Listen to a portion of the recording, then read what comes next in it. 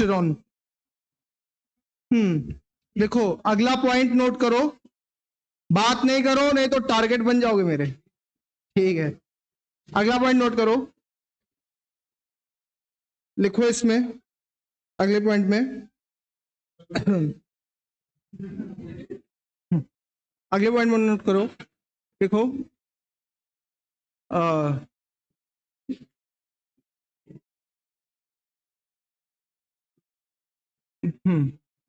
देखो रिलैक्सिन नाम का हार्मोन, रिलैक्सिन नाम का हार्मोन, बात नहीं करो, रिलैक्सिन नाम का हार्मोन,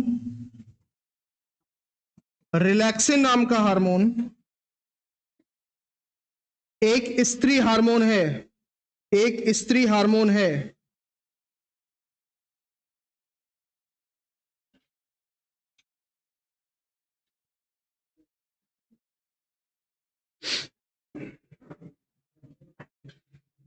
एक स्त्री हार्मोन है जो जो जो जो अंडाशय के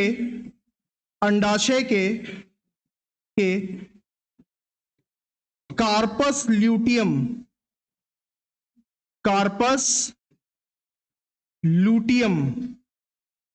द्वारा स्रावित होता है, जो अंडाशय के कार्पस लूटियम द्वारा स्रावित होता है, जो अंडाशय के कार्पस लूटियम द्वारा स्रावित होता है।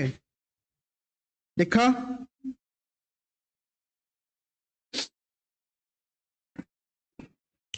कॉमा लगाओ। यह प्रसव को आसान बनाता है, सब हिंदी वाले ही है ना, अच्छा। यह प्रसव को आसान बनाता है, यह प्रसव को आसान बनाता है,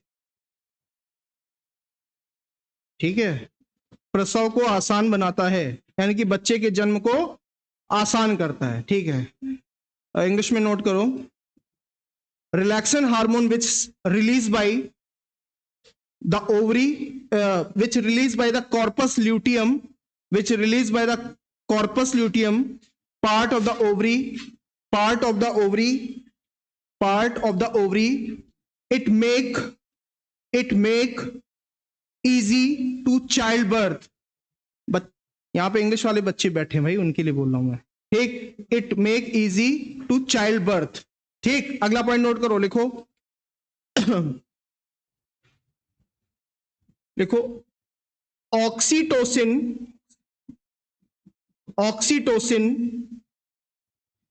भी एक स्त्री हार्मोन है। Oxytocin is also female hormone, ठीक। ऑक्सीटोसिन भी एक स्त्री हार्मोन है जो जो जो पीयूष ग्रंथि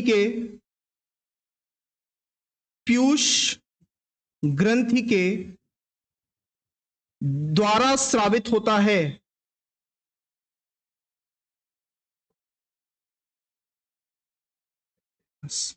जो पीयूष ग्रंथि के द्वारा स्रावित होता है, जो पीयूष ग्रंथि के द्वारा स्रावित होता है।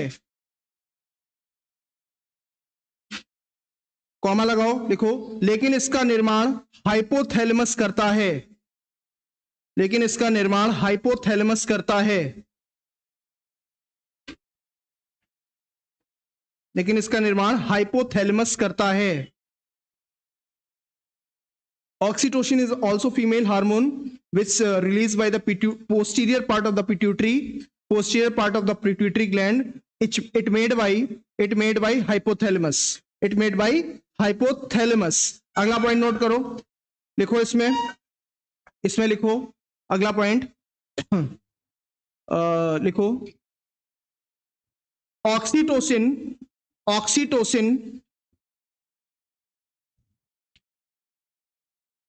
दुग्ध स्त्राव या दुग्ध निर्माण में सहायता करता है, दुग्ध स्त्राव या दुग्ध निर्माण में सहायता करता है और प्रसव को आसान बनाता है, और प्रसव को आसान बनाता है। Oxytocin is also female hormone which release by, लिखो oxytocin is help to milk secretion and make easy for childbirth and make easy for childbirth। फिर कॉमा लगाओ, इसी में लिखो यह प्रसव पीड़ा भी प्रारंभ करता है, यह प्रसव पीड़ा भी प्रारंभ करता है। It also start labour pain. यह प्रसव पीड़ा भी प्रारंभ करता है, प्रसव पीड़ा भी प्रारंभ करता है। सुनो भाई, ये एक फीमेल हार्मोन है, ठीक है, और फीमेल हार्मोन का सीन ये है इसमें कि बच्चे के जन्म के समय जो मां को दर्द होता है, ठीक है, मां को दर्द तभी होगा जब ये निकलना शुरू होगा, ठीक, और पेन जो मां डिलीवरी के समय यानी कि बच्चे के जन्म के समय जो दर्द होता है उसको डॉक्टरों या मेडिकल साइंस की भाषा में लेबर पेन कहा जाता है, वो लेबर पेन होता है, ठीक। अगर लेबर पेन नहीं होगा तो बच्चा मां के शरीर से बाहर नहीं आएगा, ठीक है, इसलिए। और जब लेबर पेन होता है तो ये समझ लो कि 206 हड्डियां शरीर की एक साथ किसी ने तोड़ दी हैं, ठीक, उसके बराबर दर्द होता है। 206 हड्डियों को फ्रैक्चर कर दिया गया है, उतना भीषण पेन होता है, ठीक है, लेबर पेन। और वो पेन तभी होगा जब ये ऑक्सीटोसिन रिलीज होना स्टार्ट होगा। ऑक्सीटोसिन ही लेबर पेन स्टार्ट कराता है। अगर किसी महिला को लेबर पेन नहीं हो रहा है, ठीक है, तो डॉक्टर जो इंजेक्शन लगाते हैं वो इसी ऑक्सीटोसिन का लगाते हैं। फिर भी अगर लेबर पेन नहीं हो रहा है तो फिर सर्जरी करके ऑपरेशन करके बच्चे को मां के शरीर से बाहर निकालना पड़ता है। बात समझ में आ गई? ये चीज जैसे ही बच्चे का जन्म होने वाला होता है ये रिलीज होना शुरू हो जाता है, ठीक है। ये पीयूष ग्रंथि का जो पीछे वाला भाग होता है, पीयूष ग्रंथि का पीछे वाला भाग इसको रिलीज करता है, ठीक। लेकिन इसका जो निर्माण है वो हाइपोथैलेमस करता है। हाइपोथैलेमस वही केंद्र है जो भूख और प्यास का भी केंद्र है। याद आया? लिखवाया था मैंने, it is a centre of the hunger and the thrust, लिखवाया था ना, ठीक है, ये वही केंद्र होता है, ठीक। और ये याद रखना इसके बाद में कि तुम लोगों ने चट्टे वालों को देखा होगा, गाय भैंस को इंजेक्शन लगा देते हैं, ठीक, वो इंजेक्शन इसी का होता है, ऑक्सीटोसिन का होता है। क्या करता है? ये दूध के उत्पादन की थोड़ी सी मात्रा बढ़ा देता है। अगर ये कम मात्रा में निकल रहा है या ये अनियमित है शरीर में, तो मां का शरीर दूध का निर्माण नहीं कर पाएगा, जिसके कारण से, ठीक है, बच्चे की फीडिंग ठीक से नहीं हो पाएगी, बच्चे का पेट नहीं भरेगा और फिर उसको कुपोषण का वो शिकार हो जाएगा। बात समझ में आ गई? मां का दूध इसलिए आवश्यक होता है किसी भी बच्चे के लिए, चाहे वो जानवर का बच्चा हो चाहे इंसान का बच्चा हो, क्योंकि वो पोषक तत्वों से भरपूर होता है और इसी कारण से उसके पोषक तत्व और बीमारियों से बचाता है, ठीक, क्योंकि उसमें एंटीबॉडीज होती हैं। तो कभी कभी सवाल ये पूछता है तुम लोगों से, जो मां का पहला दूध होता है, तुम लोगों ने गांव में देखा होगा कि क्या कहते हैं, जो गाय भैंस जन्म देती हैं जब बच्चों को, तो पहला दूध जब निकलता है तो उससे प्योसरी बनती है, प्योसरी बनती है ना। तो जो प्योसरी बनती है पीले रंग का दूध होता है वो, है ना। तो जो पीले रंग का दूध होता है, लेकिन अगर वो ह्यूमन के कॉन्टेक्स्ट में बात करोगे, मानव के कॉन्टेक्स्ट में बात करोगे, तो मदर के उस पहले दूध को कोलेस्ट्रम बोला जाता है। क्या बोला जाता है? कोलेस्ट्रम।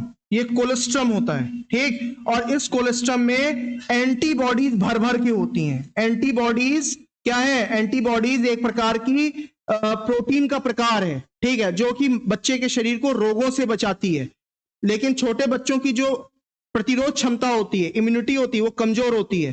तो उसकी इम्यूनिटी को, उसको रोगों से बचाने के लिए मां के शरीर से एंटीबॉडीज बच्चे के शरीर में दूध के माध्यम से भेजी जाती हैं। तो वो जो दूध का रंग पीला होता है ना स्टार्टिंग में, ठीक, वो इसी कारण से होता है क्योंकि उसमें एंटीबॉडीज प्रेजेंट होती हैं। बात समझ में आ रही है? इसी कारण से ये सवाल बनता है। तो पूछा जाता है मां का प्रारंभिक दूध पीले रंग का होता है, नीचे ऑप्शन दिया रहता है क्यों, ठीक, नीचे दिया रहता है एंटीबॉडीज के कारण से, केराटिन के कारण से, इसके कारण से, उसके कारण से। तो मां का प्रारंभिक दूध पीले रंग का होगा, उसका रीजन क्या है? एंटीबॉडीज का प्रेजेंट होना। और एंटीबॉडीज क्या कर रही हैं? बच्चे के शरीर को प्रतिरोध क्षमता प्रदान कर रही हैं, यानी कि इम्यूनिटी प्रदान करके उसको रोगों से बचा रही हैं।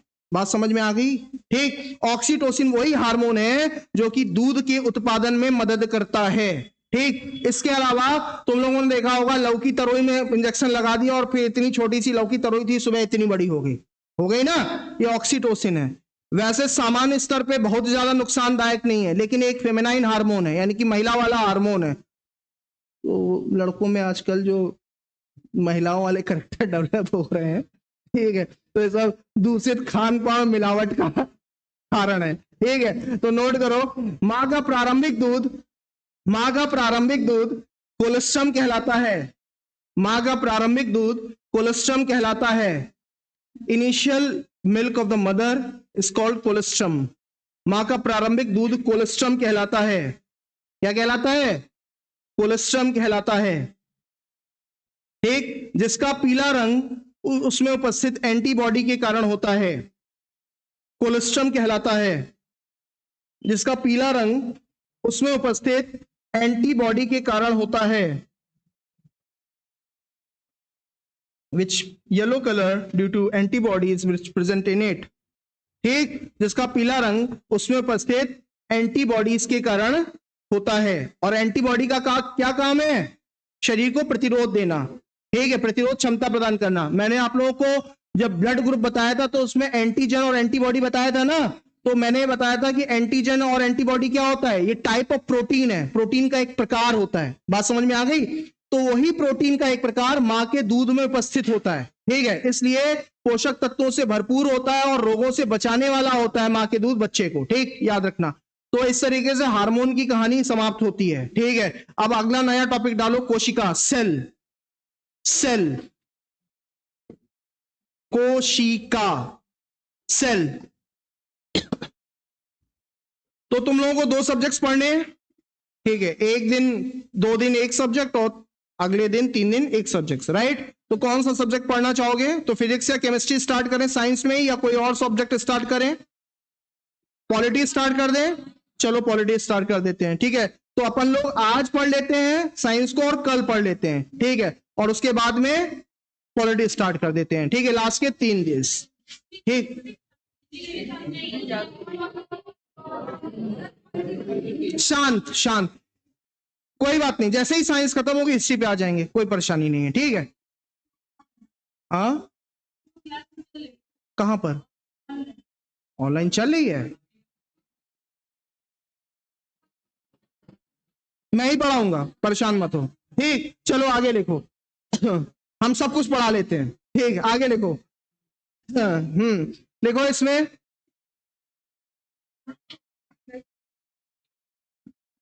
क्या लिखा? कोशिका। लिखो, लिखो पहला पॉइंट, लिखो जीवन का क्रियात्मक, जीवन की संरचनात्मक और क्रियात्मक इकाई कोशिका है। जीवन की संरचनात्मक और क्रियात्मक इकाई कोशिका है। Structural and functional unit of the life is cell. जीवन की संरचनात्मक और क्रियात्मक इकाई क्या है? कोशिका है, सेल। देखो हम लोग अपने मां के गर्भ में महज एक कोशिका के रूप में आए थे, सिंगल सेल के रूप में हम लोग अपनी मां के गर्भ में आए थे, और उसी कोशिका का विभाजन हुआ और विभाजन होकर के पूरा शरीर प्राप्त हो गया। इस संसार में कोई भी पौधे का बीज है, ठीक, कोई भी फल है, कोई भी जंतु है, उसके जीवन का प्रारंभ ही एक कोशिका से होता है। एक कोशिका आती है सबसे पहले और वही विभाजित होती है और उससे पूरा शरीर निर्मित हो जाता है। बात समझ में आ गई? तो जीवन की संरचनात्मक इकाई है, जीवन निर्मित हो रहा है ना, तो संरचना होगी ना, और क्रियात्मक इकाई है, यानी कि सारे chemical action, bio action, physical action सब कोशिका के अंदर संपन्न हो रहे हैं, ठीक है। तुम्हारी शरीर कई मिलियन कोशिकाओं से मिलकर के बना हुआ है, ठीक। जब कोई ऑर्गन खराब होता है तो यानी कि उसकी कोशिकाएं डैमेज हो जाती हैं और व्यक्ति बीमार हो जाता है। बात समझ में आ रही? जैसे लीवर सिरोसिस हो गया, लीवर का नष्ट होना, ठीक है, लीवर की बीमारी लीवर सिरोसिस कहलाती है। अब जब लीवर सिरोसिस हो गया तो लीवर की एक विशेष प्रकार की कोशिकाएं हैं, मैंने तुम लोगों को उस दिन बताया था, कौन सी, क्या नाम होता है उनका सेल का? क्या? लीवर की सेल्स का क्या नाम होता है?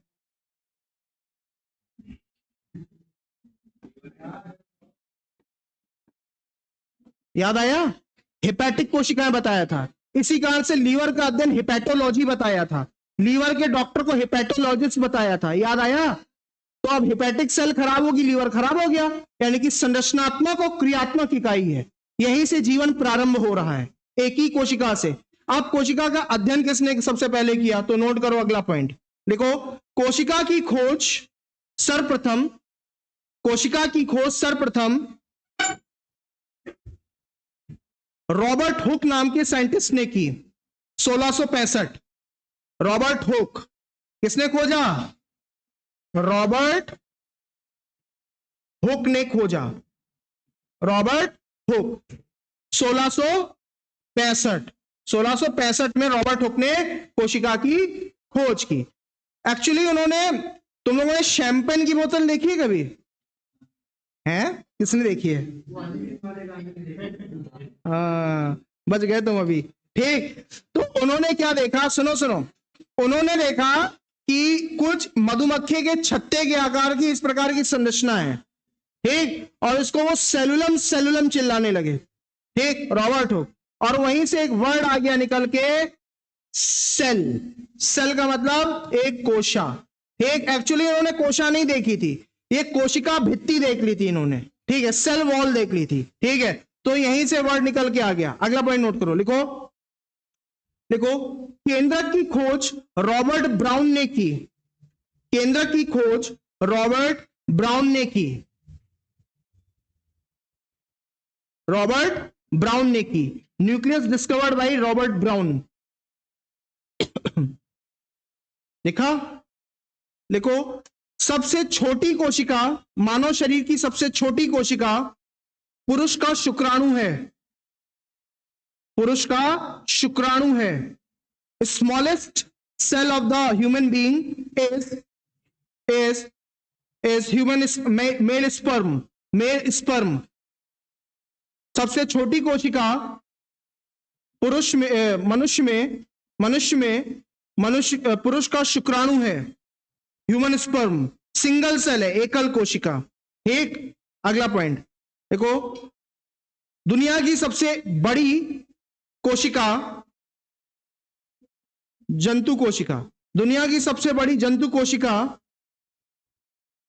जंतु कोशिका, दुनिया की सबसे बड़ी जंतु कोशिका, जंतु कोशिका शुतुरमुर्ग का अंडा है, ऑस्ट्रिच एग।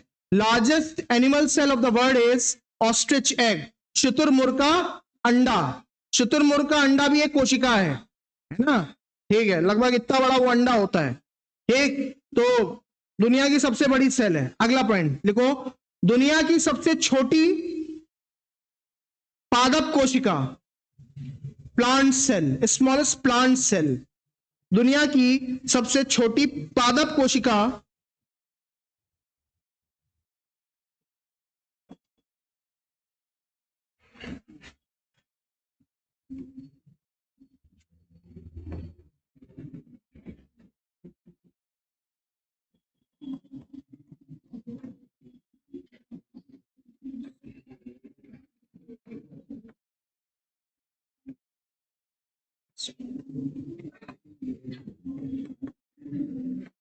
दुनिया की सबसे छोटी पादप कोशिका PPLO, pleuro pneumonia like organism, यानी कि माइकोप्लाज्मा है।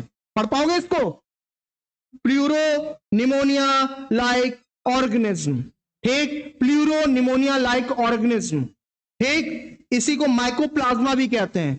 निमोनिया होता है ना, निमोनिया, तो निमोनिया के कई बैक्टीरिया होते हैं, उनमें से एक बैक्टीरिया ये भी होता है, ठीक। Pleuro pneumonia like organism, pleuro pneumonia like organism.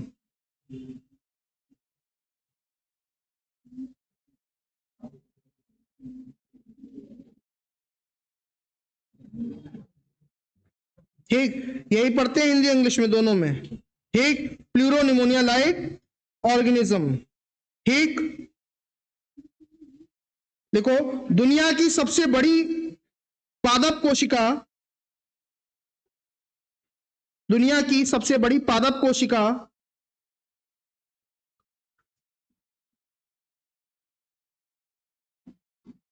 Cowl रेपा, एक पौधा है, मतलब शैवाल है, उसकी कोशिका है ये, काउल रेपा और एसिटी बुलेरिया, एसिटी बुलेरिया, बुलेरिया, एसिटी बुलेरिया, एसिटी बुलेरिया, बुलेरिया, एसिटी बुलेरिया और काउल रेपा, काउल रेपा, काउल रेपा, काउल रेपा और एसिटी बुलेरिया नामक शैवाल की कोशिका हैं, algae cell.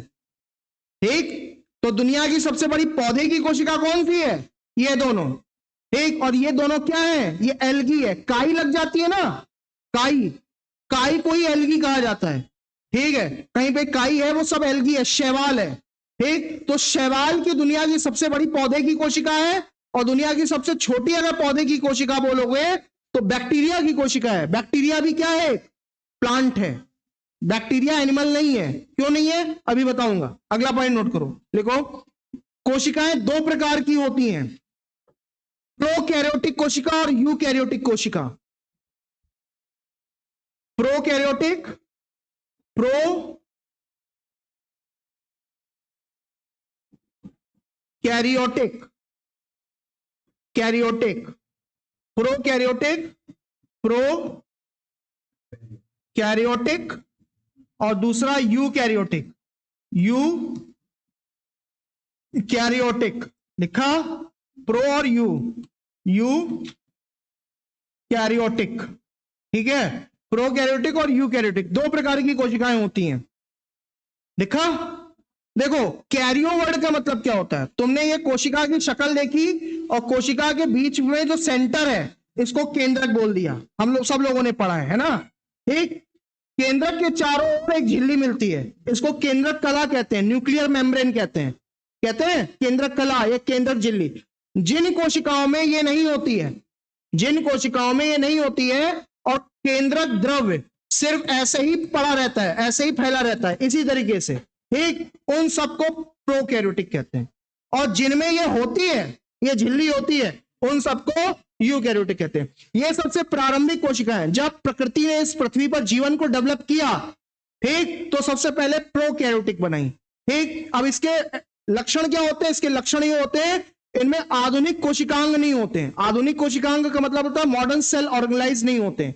Modern cell organise यानी कि आधुनिक कोशिकांग का तात्पर्य है उसके केंद्रक के चारों तरफ केंद्रक झिल्ली नहीं मिलेगी, इसका जो डीएनए होगा वो इसके अंदर होगा, इसके अलावा इसमें जो राइबोसोम मिलेगा, वो राइबोसोम के दो प्रकार होते हैं, एक 70S होता है और एक 80S होता है। इसमें 70S टाइप का मिलेगा, ठीक है, यूकैरियोटिक में 80S टाइप का मिलेगा। ठीक, इसके साथ में और क्या होगा? इसके साथ में इसके अंदर जो आज की कोशिकाओं में आधुनिक कोशिकांग है वो अनुपस्थित होंगे। इसका उदाहरण क्या होता है? जितने भी बैक्टीरिया की कोशिका है वो सब इसका उदाहरण है। ठीक है, इसका उदाहरण यूकैरियोटिक का एग्जाम्पल क्या है? यूकैरियोटिक का जितना भी आज के समय के पौधे दिखते हैं, तुम्हें जंतु दिखते हैं, वो सब यूकैरियोटिक का एग्जाम्पल है। बात समझ में आ गई?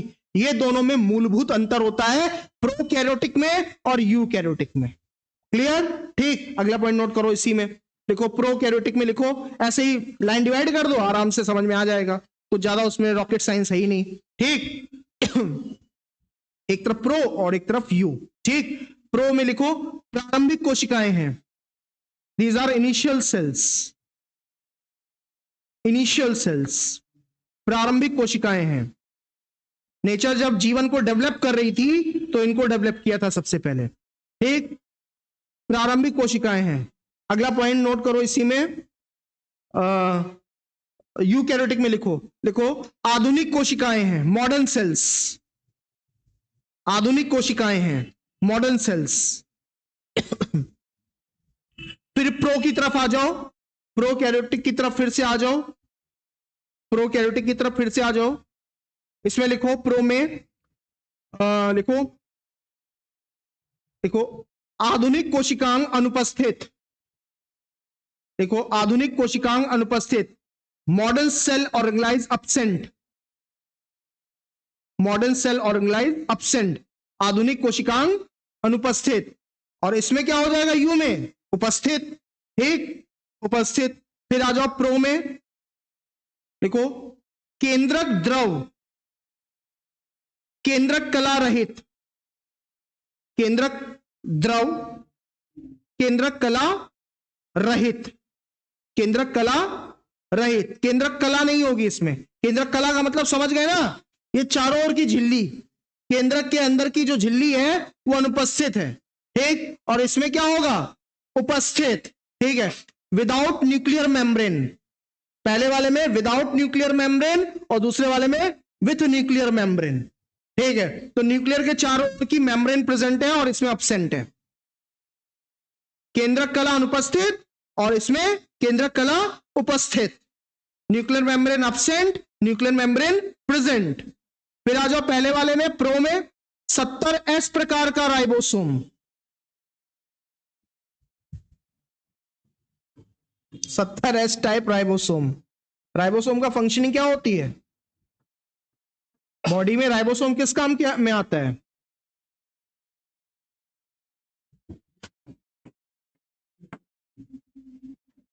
भाई, क्या चीज, वेरी गुड, प्रोटीन बनाने के काम में आता है। कैसे बनाता है प्रोटीन, अच्छा 10 में साइंस पढ़ी होगी ना, नहीं पढ़ी थी, पढ़ी थी, भूल गए हो।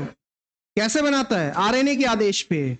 आरएनए को आदेश कौन करता है, डीएनए करता है, यानी कि सब कुछ कोडिंग किसके पास में छिपी हुई है, डीएनए के पास में। डीएनए इसके अंदर उपस्थित होता है, पूरा सेंटर है, ये कंट्रोल करता है न्यूक्लियस पूरी कोशिका को डीएनए के माध्यम से, है ना। तो तुम्हारी पूरा बॉडी जो है ना वो एआई की तरह कोडिंग डिकोडिंग पर खेलती है, हर प्रतिपल एआई चल रहा है तुम्हारे शरीर के अंदर, ठीक है। बहुत ही गंभीर और बहुत गहरी साइंस तुम्हारे शरीर के अंदर काम कर रही है। एआई तो तुमने आप बनाया है, तुम्हारे अंदर तो पता नहीं कितने दिनों से एआई चल रहा है, जब से नेचर ने बनाया, कोडिंग डिकोडिंग हो जाने कब से खेल रही है रीजनिंग वाली तुम्हारे शरीर के अंदर, ठीक। अगला पॉइंट नोट करो, लिखो प्रो में, लिखो 70S राइबोसोम हो गया, और इसमें 80S राइबोसोम। अब इसमें नोट करो, प्रो में नोट करो, लिखो उदाहरण नोट करो, लिखो उदाहरण में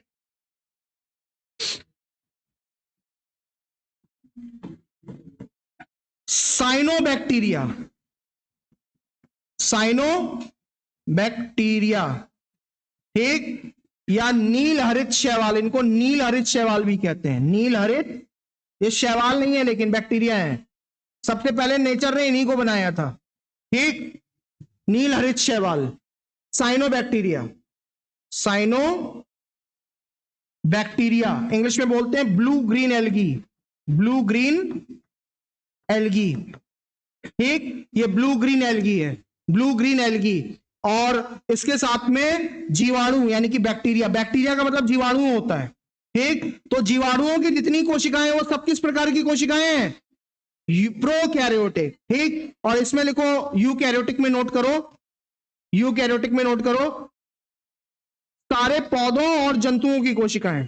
तो तुम्हारे अंदर की सेल किस टाइप की है, यूकैरियोटिक, सारे पौधों और जंतु की कोशिकाएं, ठीक है। तो तुम्हारे अंदर कैसी है, यूकैरियोटिक है। गाय के अंदर कैसी है, यूकैरियोटिक है। यूकेलिप्टस के पेड़ में कैसी है, यूकैरियोटिक है, ठीक है। निमोनिया के बैक्टीरिया में कैसी है, प्रोकैरियोटिक है। टीबी के बैक्टीरिया में कैसी है, प्रोकैरियोटिक है। बात समझ में आ गई, प्रो और यू में क्या अंतर होता है, यही दोनों में डिफरेंस होता है, ठीक। अगला पॉइंट नोट करो,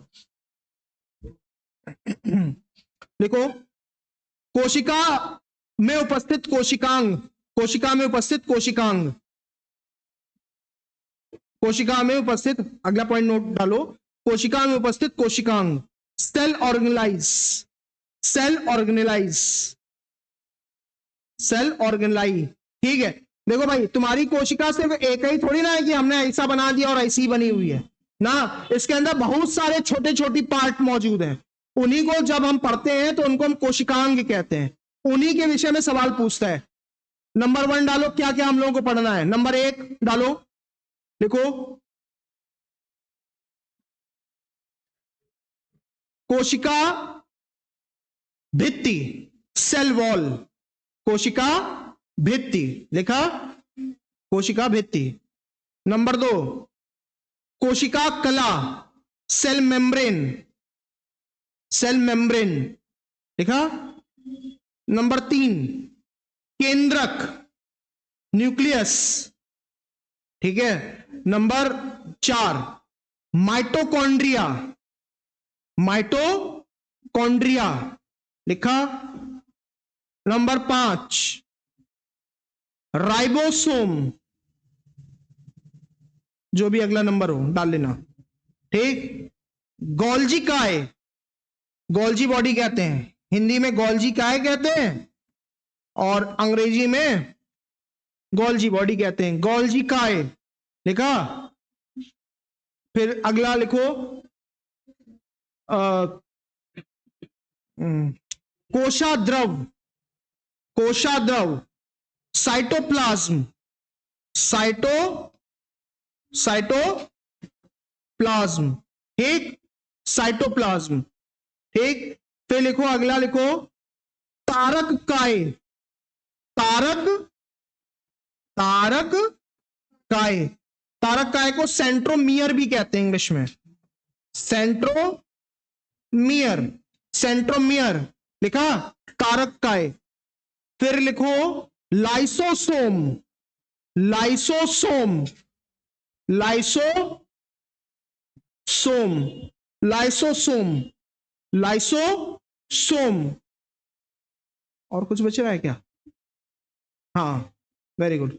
हरित लवक, क्लोरोप्लास्ट या लवक नोट करो ऐसे, लवक, लवक अंग्रेजी में कहते हैं प्लास्टिड्स, प्लास्टिड्स, ठीक। लवक या लवक लिखना। लवक 3 प्रकार का होता है, हरित, अवर्णी, वर्णी, ठीक है, 3 प्रकार का लवक होता है, ठीक है।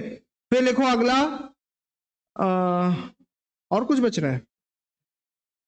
सब कुछ करवा डाला क्या? डीएनए, ये कौन लिखेगा? हाँ, एक डीएनए, हाँ डीएनए, आरएनए, क्रोमोसोम, पढ़ना है, थोड़ा थोड़ा पढ़ लेंगे अपना, उसमें क्या है। देखो ये सब कहां जाना है, जाना तो इसी के अंदर है ना, ठीक है। तो उससे क्या फर्क पड़ता है, कैसे लिखा जा रहा है, क्या ही फर्क पड़ता है, ठीक है। मेन मुद्दा क्या है? मेन मुद्दा यहां स्थापित हो जाए, ठीक है। मेन मुद्दा यही, जब यहां स्थापित हो गया तो पास हो गए, और जब नहीं स्थापित हुआ तो फेल हो गए। मेन मुद्दा यही है ना। अब चाहे तुम उसको खूब बना बना के लिखो, हरे से, पीले से, नीले से, काले से, और चाहे सिर्फ नीले नीले से लिखते चले जाओ, क्या फर्क पड़ता है? कोई फर्क नहीं पड़ता। मेन है यहां पे जाना, ठीक है, यहां जाना चाहिए, ये इंपॉर्टेंट है, ठीक। और ये कैसे जाएगा? करत करत अभ्यास जड़मती हो तो सुजान, और रस्सी पर पड़ जाए निशान, ठीक है। जब घिरनी से, कुएं से पानी खींचा जाता है तो रस्सी का निशान पड़ जाता है। यही एक तरीका है। Revision is the best policy. जितना रिवीजन उतना पास होने की गारंटी बढ़ जाएगी, और जितना कम रिवीजन उतना फेल होने की गारंटी बढ़ जाएगी, है ना? है गारंटी बढ़ती जितना तुम प्रैक्टिस करते हो, और गारंटी उतनी घटती है जितना तुम प्रैक्टिस कम करते हो, ठीक। विराट कोहली एक दिन में थोड़ी ना इतना बढ़िया क्रिकेटर बन गया था। तुम अपने आप को विराट कोहली से काहे कम समझते हो?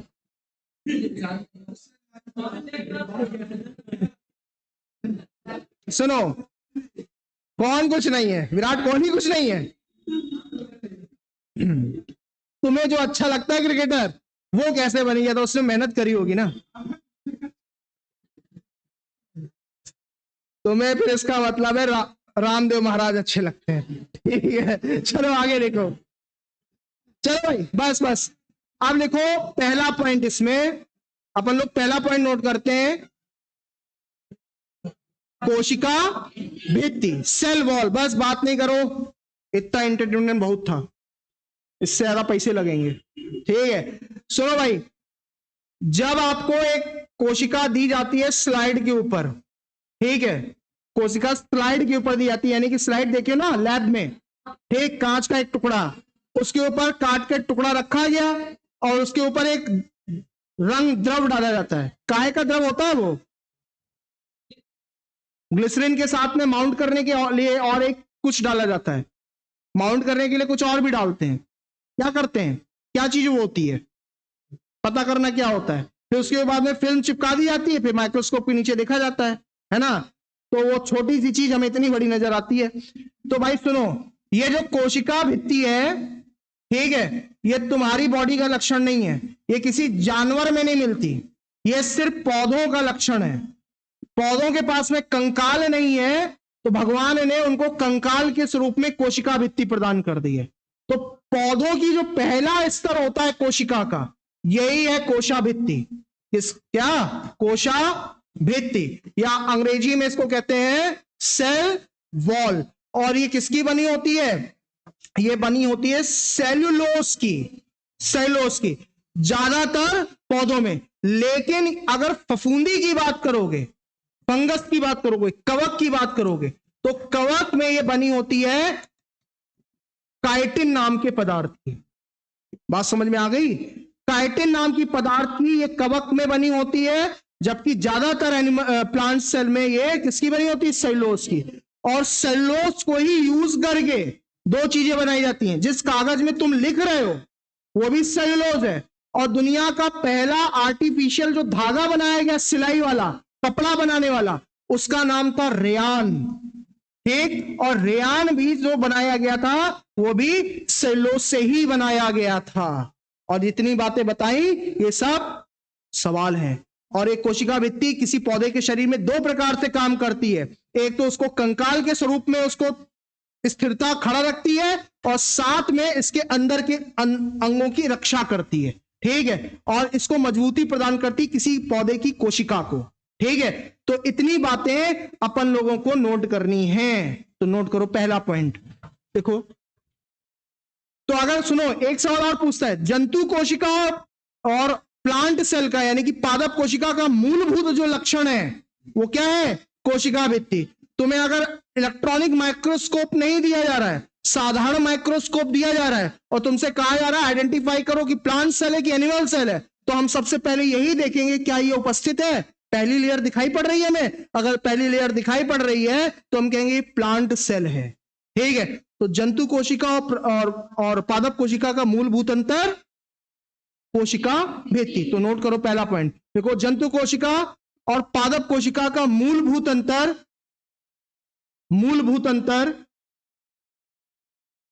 पादप भित्ति, कोशा भित्ति है, कोशा भित्ति है। जंतु कोशिका और पादप कोशिका का मूलभूत अंतर क्या है? कोशा भित्ति, कोशा भित्ति। Basic difference between the animal cell and plant cell is cell wall. ठीक है, सेल वॉल, कोशा भित्ति।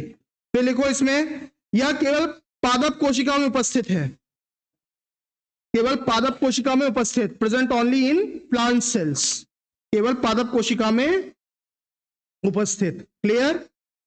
Present only in plant cell. लिखा? नेक्स्ट पॉइंट, सेल्यूलोज की बनी होती है, मेड बाय सेल्यूलोज। किसकी बनी है? सेल्यूलोज क्या है?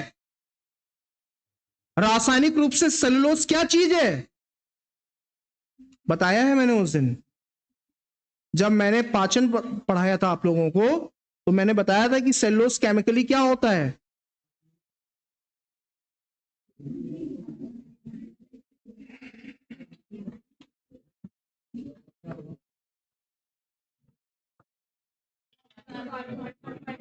याद आया? ये कार्बोहाइड्रेट है, हार्मोन नहीं है। हे भगवान, तुम्हारे एक नंबर कट गए। कुलदीप नाम है ना? एक नंबर कट गए कुलदीप। ठीक है, और एक नंबर कटे का मतलब क्या हुआ? एक सवाल गलत, और माइनस मार्किंग अप्लाई कर दो,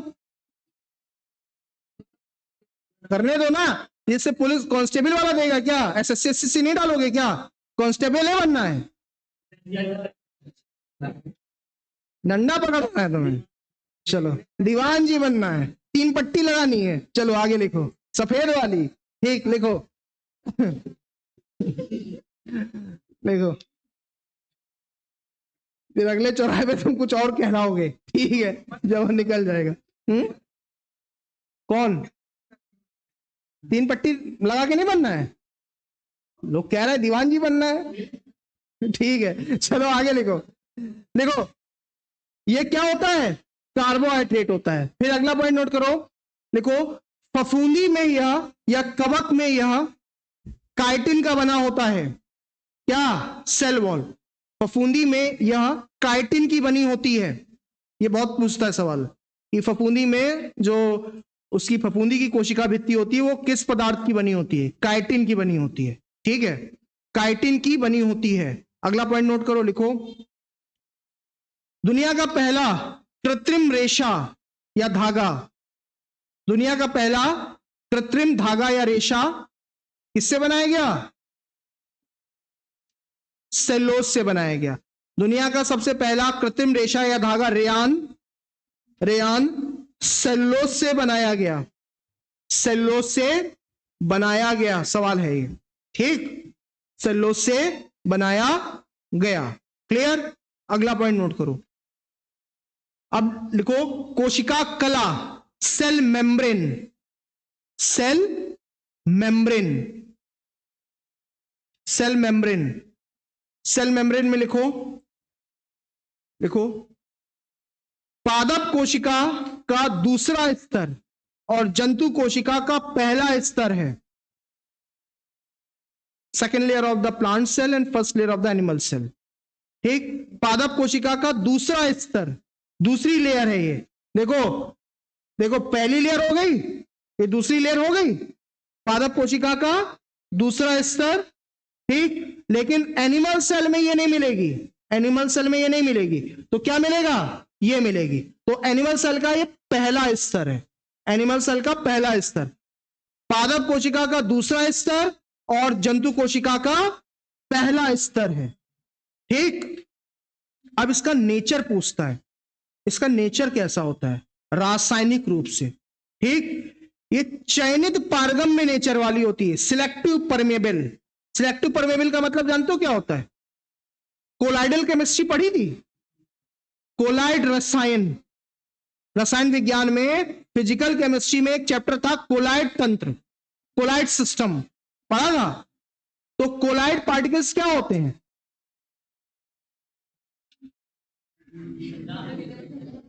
कोलाइड कण क्या होते हैं?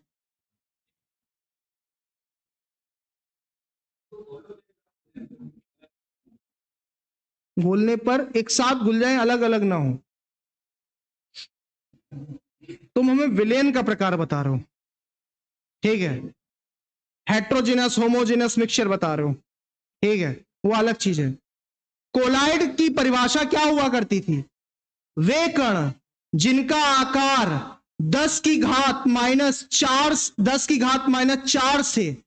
की घात माइनस 7 सेंटीमीटर के मध्य होता है और वो ब्राउनियन गति तथा जिग जैग मोशन यानी कि कोलाइडल गति प्रदर्शित करते हैं, वो सारे पदार्थ कोलाइड कहलाते हैं। ठीक, जैसे इमल्शन, जेल, सस्पेंशन इसके प्रकार हैं। ठीक, जैसे नदी का गंदा पानी जिसमें फेना उफनाता है, जो मक्खन तुम खाते हो वो भी कोलाइड का एक प्रकार है, जो क्लोजअप वाला टूथपेस्ट करते हो, ठीक है, वो भी एक कोलाइड का प्रकार है। तुम्हारा नलियों में अंदर जो खून बह रहा है वो भी कोलाइड का एक प्रकार है। बात समझ में आ गई? उनके कणों का आकार निश्चित होता है। ठीक, और ये जो परत है ये छन्नी की तरह होती है, इसमें साइज फिक्स होते हैं। जब उसी साइज के कण अंदर जाते हैं तो वो अंदर जाने देगी, और उसी साइज के कण अगर बाहर आएंगे तो बाहर आने देगी। वो बाकी किसी भी कण को अंदर और बाहर नहीं आने जाने देगी जब तक वो उनका आकार निश्चित नहीं है, उनके घात इतने पर लगे हुए नहीं है, उनके ऊपर इतनी पावर लगी नहीं है, उनका शेप और साइज डिफाइन नहीं है। ठीक, तो सिलेक्टिव का मतलब होता है चयनित, है ना, और उसके बाद में निश्चित कणों वाले आकार को अंदर और बाहर आने जाने देना, इसी स्वभाव को कहा जाता है चयनित पारगम्यता, सिलेक्टिव परमेबिलिटी। और यही सवाल है, यही पूछता है कि कोशिका भित्ति का स्वभाव, कोशिका कला का स्वभाव इनमें से किस प्रकार का होता है? ये सिलेक्टिव परमेबल होती है। चयनित पारगम्य होती है। बात समझ में आ गई? ठीक है, तो नोट करो, इसमें अगला पॉइंट लिखो, यह चयनित पारगम्य स्वभाव की होती है, चयनित पारगम्य स्वभाव की होती है। Selective permeable, it is selective permeable nature. चयनित लिख पाओगे? चयनित पारगम्य, पारगम्य लिख पाओगे? पारगम्य, चयनित पारगम्य स्वभाव की होती है। जैसे कोलाइड पार्टिकल्स के एक लाइव एग्जांपल बताओ मैं, जैसे इसके अलावा जो मैंने एग्जांपल्स बताए, जेल इमल्शन, सस्पेंशन, इनके अलावा और कोई एग्जांपल बताओ जिसको तुम अपनी आंखों से देख सकते हो। सूरज के धूप में जो डस्ट पार्टिकल तुम्हें तैरते हुए दिखाई पड़ते हैं, वो भी कोलाइड सिस्टम है। ठीक है, वैसे आंखों से देखोगे तो नहीं दिखाई पड़ेंगे, लेकिन अगर एक प्रकाश किसी दिशा में आ रहा हो, वो डस्ट पार्टिकल्स तैर रहे हैं, तो वो कोलाइड सिस्टम है, क्योंकि उनका जो आकार है वो वही आकार है जो मैंने बताया। बात समझ में आ गई? ठीक, तो ये याद रखना। अगला पॉइंट नोट करो, लिखो, अगला कौन सा पॉइंट था? केंद्रक, नहीं, केंद्रक के पहले लिखो कोशाद्रव। कोशाद्रव इंग्लिश में कहते हैं साइटोप्लाज्म, साइटोप्लाज्म, साइटोप्लाज्म, साइटोप्लाज्म, कोशाद्रव। देखो भैया, कोशिका के अंदर लिक्विड भरा रहता है ना, ये लिक्विड भरा रहता है, इसी को हम लोग क्या कहते हैं? कोशाद्रव कहते हैं। बात समझ में आ गई? अंग्रेजी में क्या कहते हैं? साइटोप्लाज्म कहते हैं। ठीक है, ये याद रखना। अब ये साइटोप्लाज्म भी कोलाइड कणों का ही आकार का होता है, ये पूरी कोशिका में नाचा करता है, पूरी कोशिका में घूमा करता है। ठीक है, जिगजैग मोशन करता है, जिगजैग, कोलाइड पार्टिकल्स का एक स्वभाव होता है, वो जिगजैग मोशन करते हैं। जिगजैग का मतलब होता है आड़ी तिरछी गति। ठीक है, तुम लोगों ने अगर सूरज के प्रकाश में धूल के कणों को देखा होगा, तो वो भी आड़ी तिरछी गति किया करते हैं, मूवमेंट किया करते हैं। तो कोलाइड पार्टिकल्स का स्वभाव है, वो जिगजैग मोशन करेंगे। ठीक, और ये सारे जितने के भी तुम लोगों ने कोशिकांगों के नाम नोट करें, वो सब इसी के अंदर डूबे रहते हैं। ठीक है, इसी कोशिका द्रव के अंदर डूबे रहते हैं, और सारे रासायनिक पदार्थ इसी कोशिका द्रव के माध्यम से पूरी की पूरी कोशिका में संचारित हुआ करते हैं। इतनी बात समझ में आ गई? ठीक है, तो ये जो कोशिका द्रव है और साथ में केंद्रक के अंदर भरा हुआ केंद्रक द्रव है, इन दोनों को मिला के, कोशा द्रव और केंद्रक द्रव को मिला के, केंद्रक के द्रव को मिला करके, इन दोनों को मिलाकर के कहा जाता है जीव द्रव्य। क्या कहा जाता है? इंग्लिश में कहते हैं प्रोटोप्लाज्म, और इसको कहा जाता है जीवन का भौतिक आधार, फिजिकल बेसिस ऑफ लाइफ। तो सवाल पूछता है, फिजिकल बेसिस ऑफ लाइफ क्या कहलाता है? कोशा द्रव्य नहीं, जीव द्रव्य। जीव द्रव्य का निर्माण दो प्रकार के द्रवों से मिलने से हुआ है, एक कोशा द्रव जो इस केंद्रक के चारों तरफ है, और केंद्रक के अंदर का द्रव जो केंद्रक के अंदर भरा हुआ है। दोनों का केमिकल नेचर समान है, लेकिन खाली इसके अंदर झिल्ली आ गई है तो केंद्रक द्रव्य बोल दिया, और इसके अंदर झिल्ली नहीं है, ये ऐसे ही ओपन में है, तो इसको कोशा द्रव्य बोल दिया। ठीक है, nucleoplasm plus cytoplasm is equal to protoplasm. बात समझ में आ गई?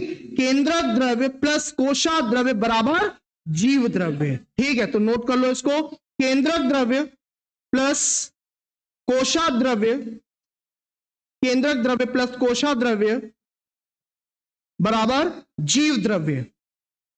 ठीक है, जीव द्रव्य अंग्रेजी में कहते हैं प्रोटोप्लाज्म, ये जरूर नोट कर लेना, कभी कभी इसी नाम पे पूछता है वो, प्रोटोप्लाज्म। ठीक, और लिखो अगला पॉइंट, देखो, जीव द्रव्य को जीवन का भौतिक आधार कहते हैं। जीव द्रव्य को जीवन का भौतिक आधार कहते हैं। ठीक, physical basis of life, protoplasm known as physical basis of life. जीव द्रव्य को जीवन का भौतिक आधार कहते हैं। अगर ये नहीं होगा तो कोशिका का अस्तित्व खत्म और जीवन संभव नहीं। बात समझ में आ गई? तुम्हारा जीवन इसी के अंदर तैर रहा है।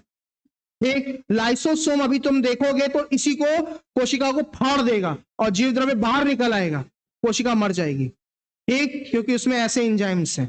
ठीक है, चलो आज के लिए इतना ज्ञान बहुत है।